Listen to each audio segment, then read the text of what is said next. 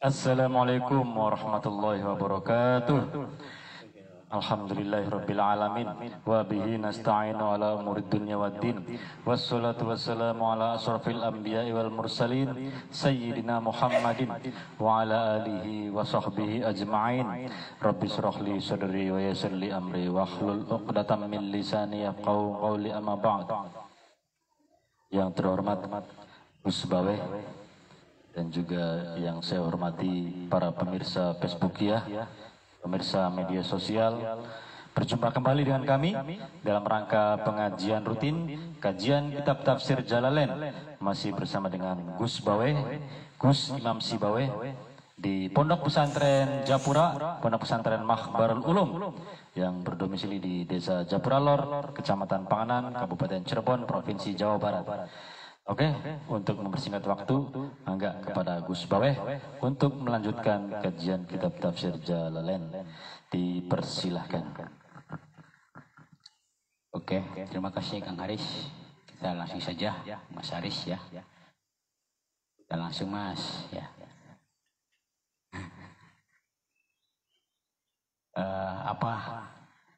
Sudah berapa lama ya kita sudah tidak berjumpa lagi? Kita mulai lagi, kalau ada kegiatan mohon maafnya para pemirsa ya. Kita berlanjut ke ayat 193. A'udzubillahi minasyaitonirrajim. Bismillahirrahmanirrahim. Waqatiluhum hatta la takuna fitnatu wa yakuna ad-dinu lillah. Fa in intahu fala udwana illa 'alal zalimin. Bismillahirrahmanirrahim. Fa in intahu, maka lamun mareni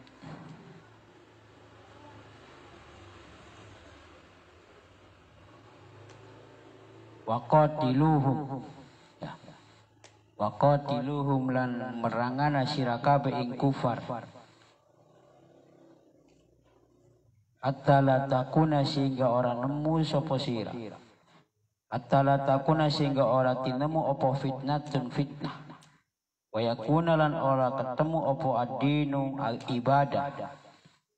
Ibadah lillahi, karena Allah.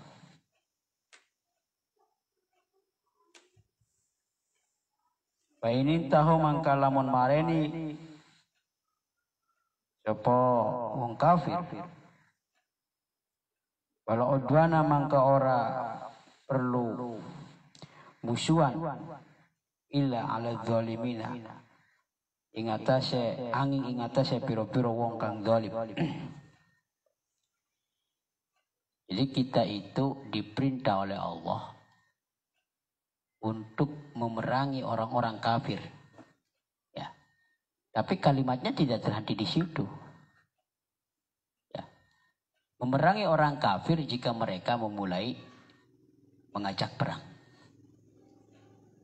Ya, kalimatnya lanjut. Fa in intahau fala udwana illa 'alal zalimin. Ketika sudah tidak ada peperangan, ya, maka itu berarti kita dilarang keras untuk memerangi mereka. Gitu ya. Kecuali kepada orang-orang yang berbuat zalim. Sementara kezaliman itu merajalela. Ya, misalnya merajalela. Maka baik individu maupun kelompok untuk ikut memerangi kezaliman itu. Karena terkadang perintah itu diberikan kepada individu. Berarti fardunya fardu ain. Misalnya terjadi pada bangsa ini di perang. Itu bukan lagi kifayah.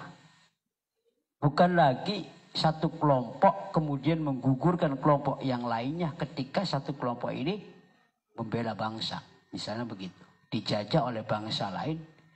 Kemudian ketika ada kelompok yang membela, yang lain tidak perlu. Bukan begitu. Dalam perspektif ini, berarti setiap individu itu adalah fardu ain untuk ikut membela bangsanya. Itu. Jadi peperangan itu terjadi kalau diawali dulu. Kita itu tidak boleh untuk memulai peperangan. Makanya kita itu sejarahnya tidak pernah melakukan ekspansi kemanapun kan. Bangsa Indonesia ini. Ya, itu sejarahnya begitu. Karena kita ajarannya itu bagus dan luhur. Untuk menghargai orang lain di dalam berbangsa dan bernegara. Bahkan ikut sama-sama untuk memerdekakan dirinya sebagai bangsa yang terhormat, sebagai bangsa yang punya andil besar, ya. Tidak boleh ada penjajahan di atas dunia. Gitu ya. Jadi kita itu fardhu ain, artinya setiap orang berkewajiban untuk membela bangsanya. Kalau misalnya terjadi secara kolosal, secara menyeluruh, ya maka setiap individu untuk membelanya. Itu saja yang bisa saya sampaikan. Monggo ada yang mau ditanyakan. Ya, terima kasih banyak Gus yang sudah melanjutkan kajian kitab tafsir Jalalain. Masih di surat Al-Baqarah, tadi ayat yang ke-193. Yang mana membahas tentang bagaimana kewajiban tiap-tiap individu. Jadi ketika kaum kafir itu kita tidak memerangi kaum kafir, tapi ketika kaum kafir memerangi kita, maka kita berkewajiban untuk membela diri. Dan itu hukumnya fardhu ain. Jadi tiap-tiap individu itu wajib ikut serta dalam membela diri tersebut. Misal negara Indonesia dijajah, otomatis tiap-tiap penduduk tentu saja yang memiliki syarat, misal kecukupan umur dan mampu, itu wajib untuk mengikuti atau membela negara tersebut. Begini Gus, tadi kan ada terkait perang. Kalau ada kaum kafir memerangi kita, maka kita membela diri. Kalau konteksnya yang sekarang itu, kalau perang secara fisik kan sudah sangat jarang terlihat. Perang secara senjata, misalkan dengan bom, itu hanya sekarang terjadi di Israel dengan Palestina. Yang terjadi di tiap-tiap negara itu ada yang namanya perang ekonomi, perang dagang. Apakah itu juga bisa dikatakan kita juga harus membela diri dari perang ekonomi atau perang dagang, bahkan perang budaya, bahkan perang segala bidang yang sekarang terjadi di tiap-tiap negara. Karena ekspansi itu bukan hanya secara fisik kita dijajah. Karena dulu Indonesia juga dijajah oleh Belanda, itu awalnya VOC yang datang. Ingin mengeruk ekonomi atau mengeruk hasil sumber daya alam yang ada di Indonesia. Lama-kelamaan betah di Indonesia dan didudukilah negara Indonesia oleh Belanda. Nah, konteks yang sekarang kan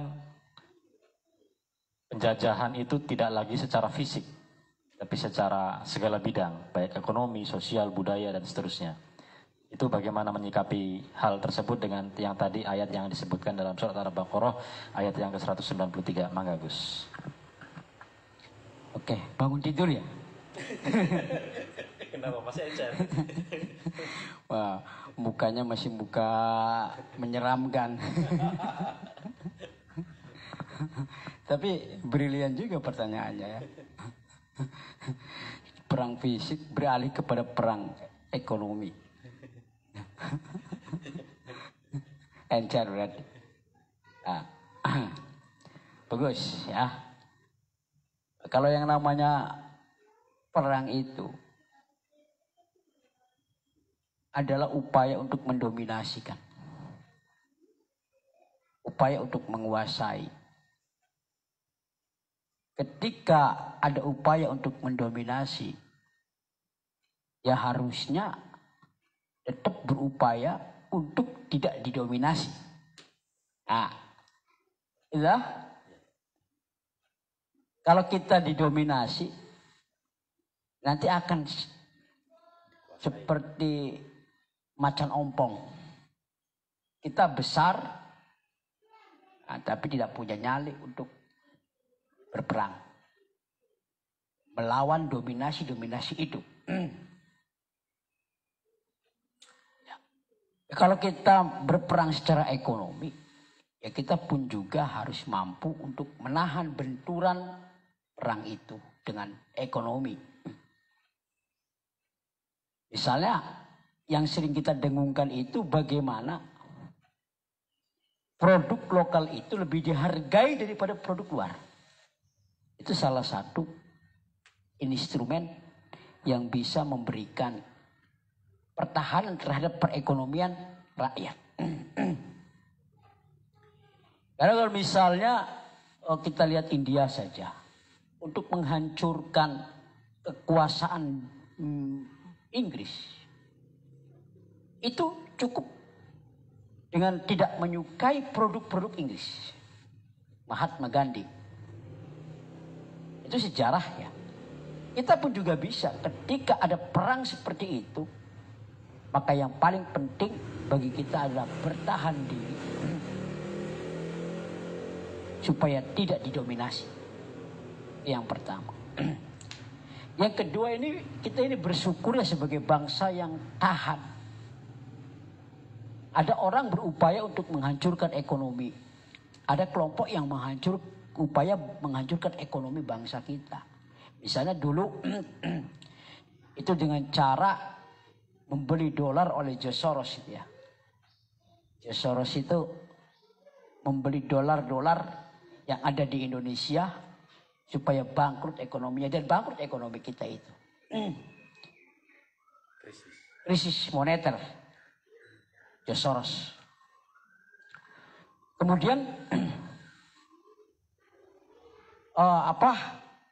kita sampai melambung 16 ribu per dolar. Lambung. Kita betul-betul bangkrut. Dampaknya bangkrut secara ekonomi. Krisis moneter itu berdampak kepada krisis ekonomi. Krisis ekonomi itu berdampak kepada krisis sosial. Krisis sosial itu berdampak kepada krisis politik. Nah, krisis politik tumbangnya era Orde Baru pada waktu itu.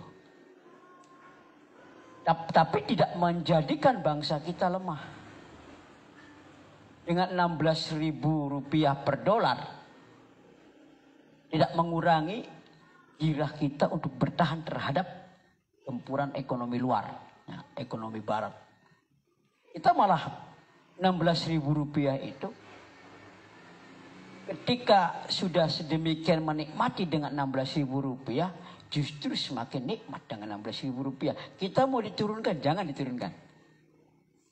Pada waktu itu. Sekarang pun juga kan sama. Sampai sekarang kan?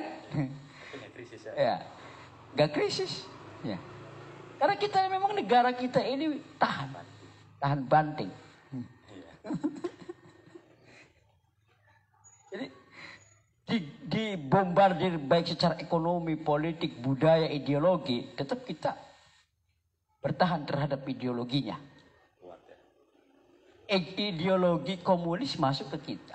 Ideologi liberal masuk ke kita. Tapi kita punya prinsip terhadap ideologi kita. Pancasila.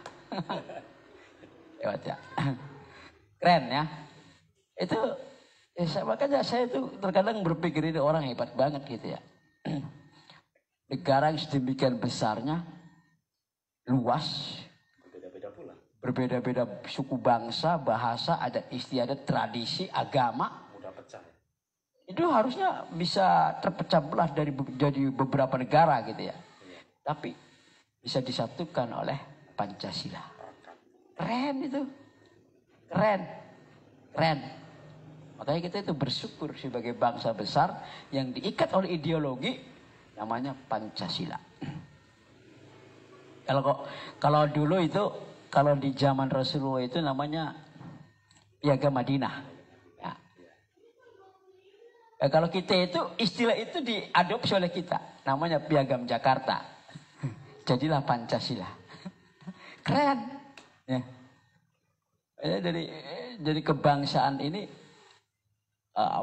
kita semakin luas ya, dan tidak picik ada nilai-nilai Islam di dalamnya yang menginspirasi pergerakan kita, inspirasi kehadiran bangsa Indonesia untuk bebas dari belenggu penjajahan itu ya Piagam Madinah. Meskipun kesepakatan itu akhirnya dimakan oleh rayap di Madinah. Kalau di kita kan terus semakin berkembang sebagai sebuah ideologi kan. Nah, itu saja yang bisa saya sampaikan. Ya tetap kita itu patahan banting. Ya, alhamdulillah. Terima kasih banyak Gus. Jawabannya luar biasa. Dan terima kasih juga kepada para pemirsa Facebook ya yang sudah menyaksikan ataupun nanti yang menyaksikannya nanti di video halaman Facebook Pondok Pesantren Japura, Pondok Pesantren Makhbarul Ulum, dan Gus Bawe. Beliau di tengah kesibukannya alhamdulillah bisa menyempatkan waktu lagi melanjutkan kajian kitab tafsir Jalalain pada kesempatan hari ini, hari Sabtu tanggal 23 Desember 2023 di surat Al-Baqarah ayat yang ke-193. Oke, terima kasih banyak Gus. Mohon maaf atas segala kekurangan. Billahi taufiq wal hidayah. Wassalamualaikum warahmatullahi wabarakatuh. Bisa musik kemana nih? Kok musik dipakai ini?